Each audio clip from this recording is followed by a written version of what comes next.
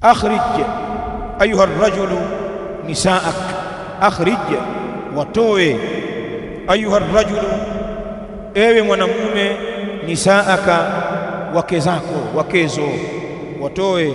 Akhrij ayuha ar-rajulu nisaak, watoe ewe mwanaume wake zako, ila salati al-Eid, kuelekea katika swala ya Eid, watoe.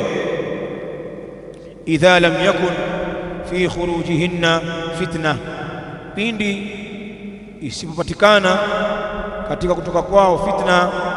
Idha lam yakun fi khurujihinna fitnatun, pindi ambapo isipopatikana katika kutoka kwao hao wanawake fitna, ikawa kuna usalama kwenye kutoka nao hao wanawake, kwa maana wakatoka hali ya kuwa ni mutahashimat, mutahajjibat, mutajalbibat, wakatoka hali ya kuwa na heshima zao kwa adabu kabisa, wakiwa na hijabu zao na majilbabu yao, wakiongozana na watu wao katika muonekano ambao haufitinishi watu wala hautowafitinisha wao. Haya maneno haya muhimu sana, yamefungwa kwenye kuwatoa wanawake siku za Eid. Usiwaachie wanawake tu holela, ikawa kila mmoja na 50 zake. Mimi naenda zangu kuswali, na nyewe kama mnataka haya mtajipanga wenyewe, mtajua mtavoenda sasa. Mama akatangulia na bajaji, mabinti wanakuja nyuma na haisi, wengine wanakimbiza mwenge na bodaboda, vurugu vurugu, hakuna mpangilio. Wamefika katika uwanja wa Eid, mtoto huyo haonekani. Siku na binti yako mwingine, yuko wapi? Hatujamuona. Mmemwacha wapi? Ndio tulimwacha pale nyumbani, tukamwambia asubirie boda. Yani vurugu. Au wakati wa kurudi wengine wamefika, wengine hawajafika, wanatafutwa. La.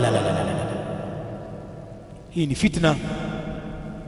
Kuna mafisadi, kuna mbwa mwitu tunao katika mitaa, wanatumia fursa hizi kuwarubuni mabinti zetu na dada zetu hawa. Kwa hiyo kuwa makini, weka mpango ambao utawapeleka watoto wako kwenye swala ya Eid, wake zako na kuwarudisha. Andaa usafiri, kuwa nao mwenyewe, ongozana nao, wachunge pale. Wamefika, wanakwenda kukaa sehemu ya wanawake, unawaona na wewe unatulia, umemaliza, unawakusanya, tafuta usafiri, uhakikishe kuna usalama wa kutosha.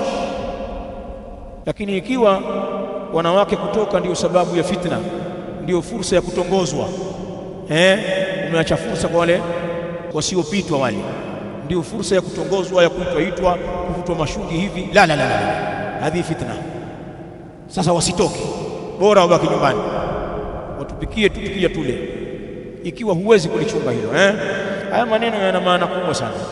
Idha lam yakun fi khurujihinna fitna, pindi isipokuwa katika kutoka kwao hawa wanawake fitna. Mwanaume ameambiwa hayo